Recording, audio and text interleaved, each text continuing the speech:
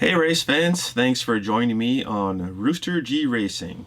Today we're going to talk about 10 reasons why you should jump into sim racing if you haven't already. I can save you a lot of time by saying if you haven't jumped into sim racing, don't watch this video and just go out and buy the stuff that you want to buy right now because you're going to love it and you'll have no regrets.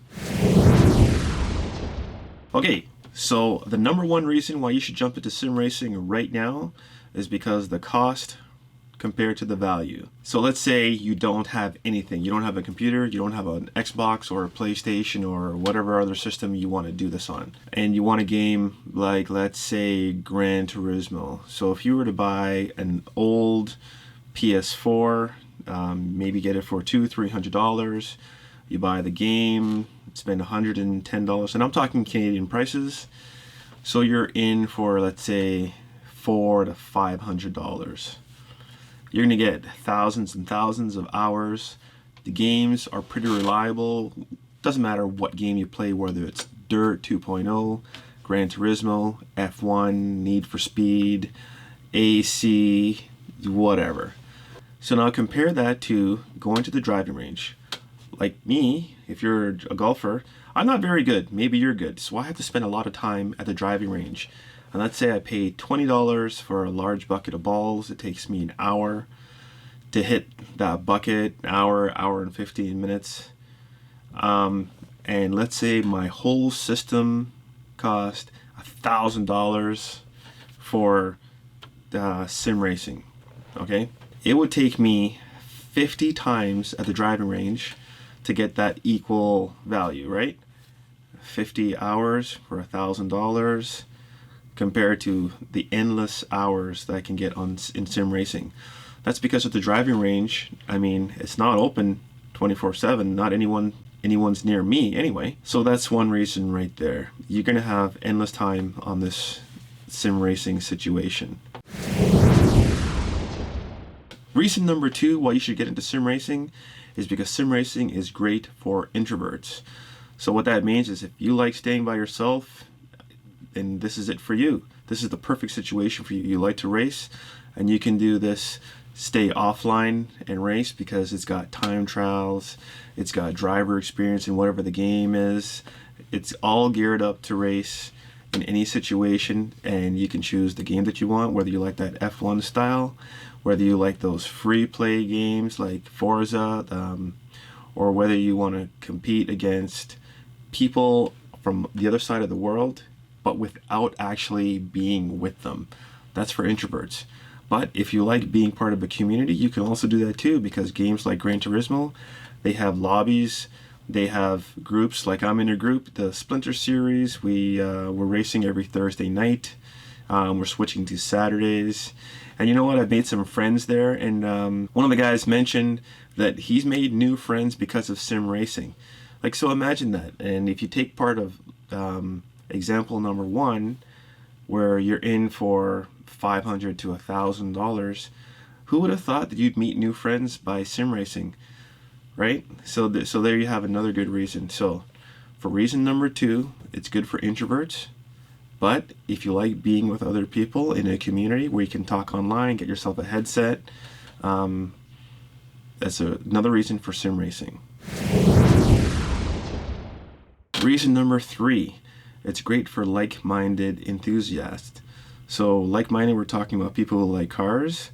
So one of the cool things about these games, specifically F1 2021, is that you can design the paint job of your car the way you want, and other people check it out, they talk about it, get on the communities, and you guys can talk about it.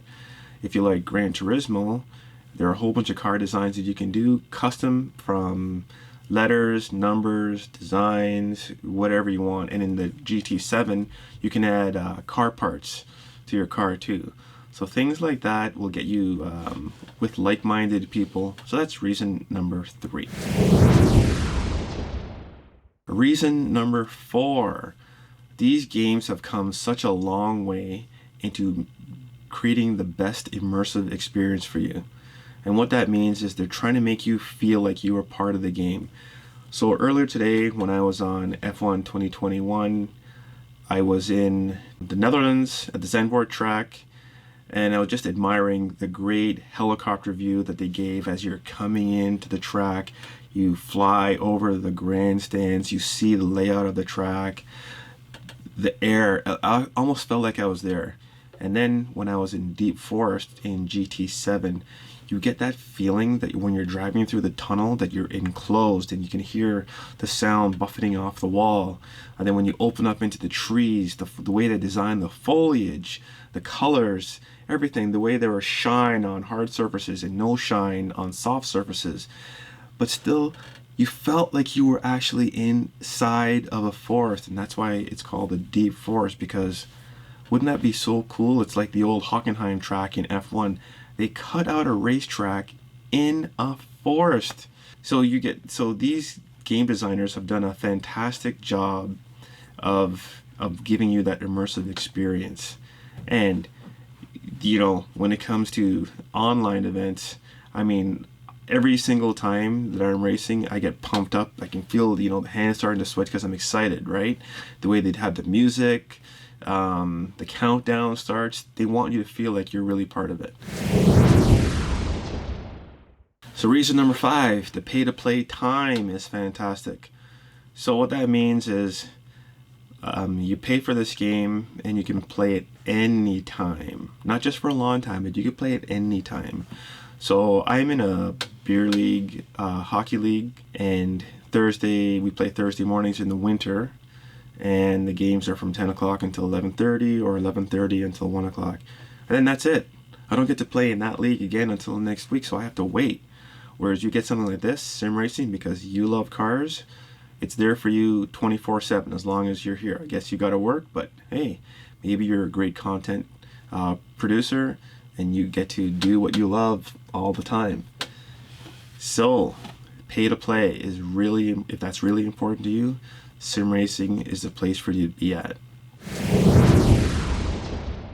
6, the overall cost. So if you can get your hands on an old system, an old computer, whatever that may be, a PC that's kicking around for $200, get an old title for $10 at a garage sale. So for $210, you're into a system. Beautiful. And you can play whatever title you want. If you get an old PS3 and you get an old title and you're playing for the price of that, you could probably get a PS3 maybe for $100. Somebody just wants to give it away because it's old, because they only want to play the brand new games.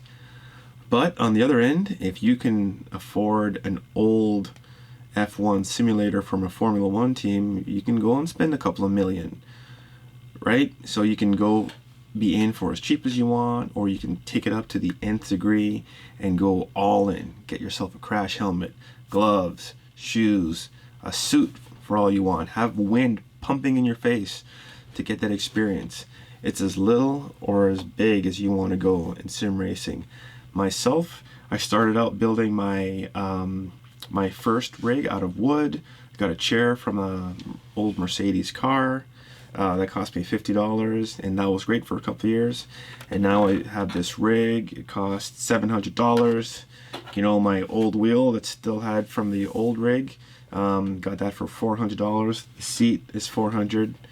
So that's the price of for me to be in this current system. But I've evolved my setup as I've gone along, because I realized that I really like it. So I want to have a more immersive experience. One of the next things I want to do to really enjoy that is get a butt kicker, so you can feel the rumble strips, you can feel that dirt under your skin as you go on those different surfaces. So I'm looking forward to that. Number 7 on why you should jump into sim racing. It's a great way to maintain mental flexibility. So you hear about, playing piano or playing chess or doing crosswords or doing Wordle. Anything like that is great for your brain.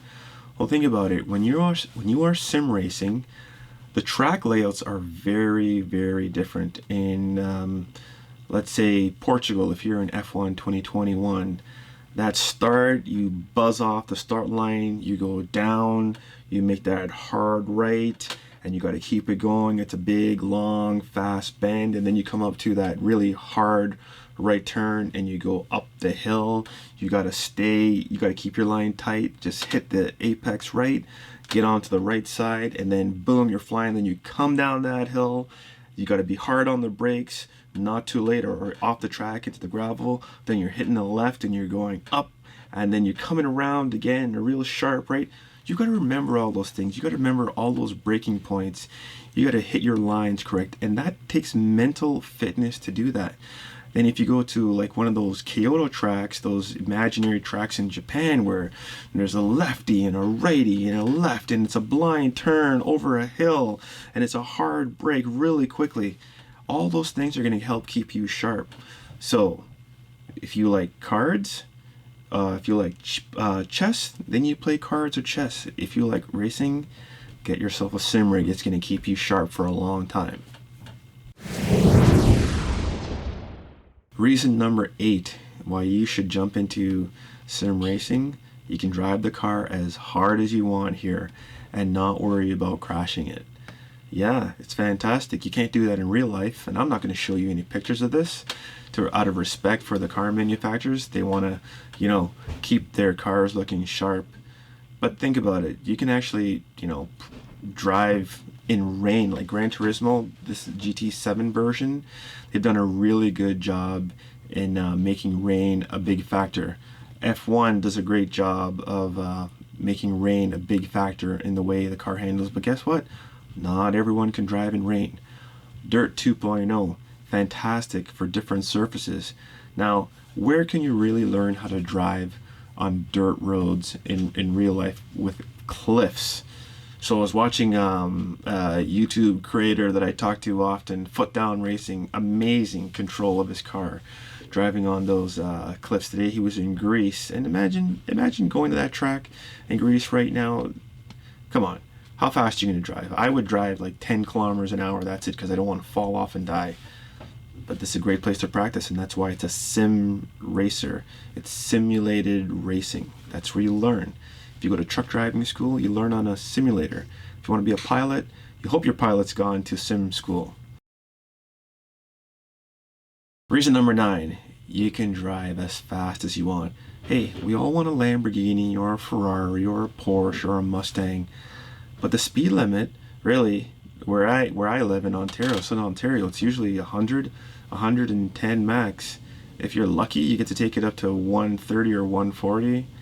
But come on, we're not driving at 300 kilometers an hour without fear of, the cherries going off and, getting those silver bracelets on you for the weekend and getting your car impounded. No, sim racing, fast. It's about speed. It's about pushing the limits of your car. And let's face it, these games do a great job of making you feel the weight of the car, making you feel how light the car is, making you feel how hard it is to get it around. You drive one of those Challengers and you get into speeds, a speed wobble because you hit some water and the car starts going like that. The car is already hard to drive, right? So it's about driving at that speed that you really want to drive. We all watch Formula One and we wish that we could drive our cars at 300 kilometers an hour without the fear that those guys have. But here you can practice it, and for a few of those minutes we tell ourselves, hey, I'm one of those guys on the F1 grid driving my car at 300k. This is where you can do it. And the number 10 reason, and the last reason, the real reason why you should get into sim racing, is because we love cars. Whether it's a 1960s Challenger, or it's that first Mustang, whether it's a Ford Focus and I'm doing a rally cross somewhere in Norway, whether I'm playing F1 and I'm in Montreal and I want to be Lance Stroll, winning the trophy in my hometown, whether I want to be Charles Leclerc driving in Monaco, my home race. He had a chance last year, but you just like the cars. You respect how much has gone into the design of the car, from the look, the feel, the smell, and the way some of these games have come along. You can almost feel that leather when you get in there. The way they let you see and respect the shine and the smoothness on the car.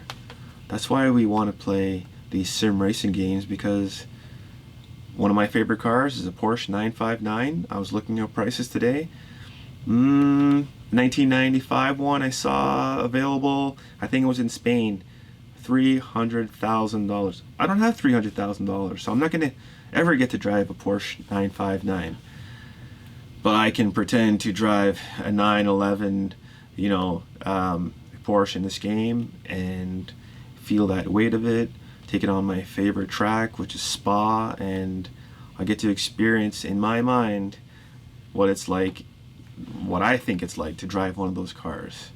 So if you love cars and you just want one thing to do that gives you that feel, you get yourself your favorite title, whether it's rally, you like the long rally races, you like rally cross, whether you like Formula One, whether you like Assetto Corsa for that feel and you want to tinker with the cars, whether it's project cars because you really like dialing in the tuning and the look, the work they've done into creating some of those tracks and getting that feel of the car, whether you like Gran Turismo because of their long experience with these sim racing, with the sim racing title. It doesn't matter. There's a game for you out there. So get on it right now. Go to your store, whether that's online or in the real world. Get yourself a system, and I want you to let me know what's your favorite title. What game are you thinking about getting? What game would you like to see come back? What game do they need upgrading? Let's hear it and have fun. And thanks for checking us out on Rooster G Racing.